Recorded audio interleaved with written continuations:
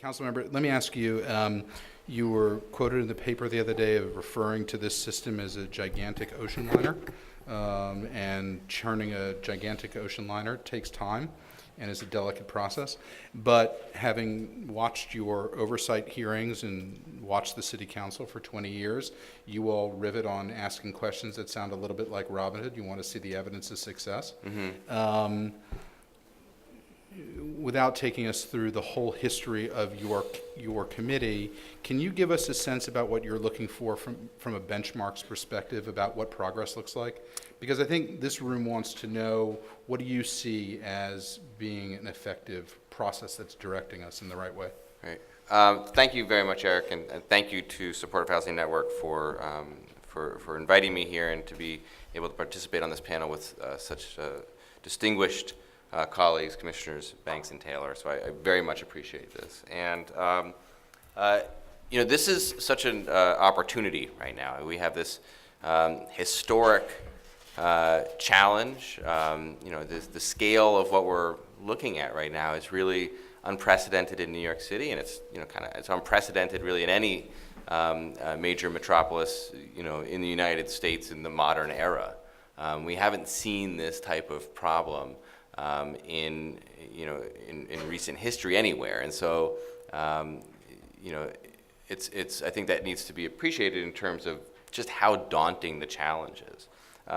So in terms of kind of the continuum of where we are in terms of homelessness in New York City, one thing that I think is important, and what I try to do on the committee, is kind of look at it in terms of a historical context, in where we are now, how we got to where we are now, what this looks like in terms of where we've been in the past, what solutions have been out there in the past that have worked, what solutions have been out there in the past that haven't worked, and it's important to know the history so that you're able to kind of look at it from a policy perspective, from a political perspective, to be totally candid. I mean, none of these things happen independently, and so one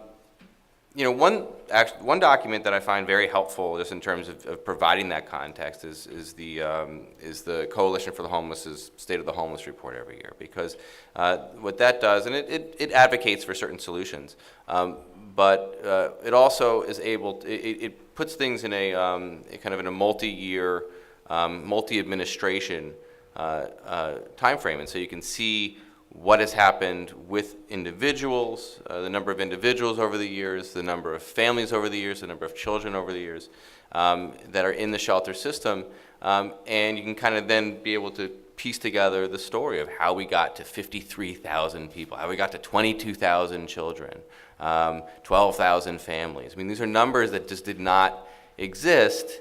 If you go back to 1998, I mean, we're talking fraction of what's the situation today, and so you need to be able to think about how being able to identify and understand the scope of the problem, and that way you could start thinking about what the right solutions are. And so I want to applaud Commissioner Taylor and Deputy Mayor Lillian Barrios Paoli and Commissioner Banks for looking at this for really what it is, which is an immediate crisis. What can we do in terms of the broad array of programs to start addressing these issues? And I always think of homelessness as kind of a table that stands on three legs. And you have, or a response to homelessness is a table that stands on three legs. And so you have prevention, you have the actual system of providing shelter and services that are associated with that shelter, and then you have the ability for families to exit the shelter system. And those are three main pillars on which a successful system has to exist. And over the past few years, we've seen a weakening of at least one of those, which is providing families the ability to leave the shelter system. In really, New York City is this might be a little bit loaded, but it's a hostile environment in terms of exiting the shelter system. It's not easy to make it in this city, no matter who you are. If you're a working person with a family in New York City, it's not easy for anybody. It's more expensive here. Everything is more expensive here. Food is more expensive. Shelter's more expensive. We've seen reports recently by the controller that shows just how much more expensive it's gotten to live in New York City over the last 10 years, and how that has greatly outpaced wage increases. And so, that has to be something that we're looking at, and I'm glad that the commissioner is really focusing on a rental subsidy program that is able to be robust and effective and is meeting these great needs. In addition, there's, in order to affect these outcomes, I'm really happy to see an increase in the funding for the home-based programs and other prevention programs, which have shown to be effective.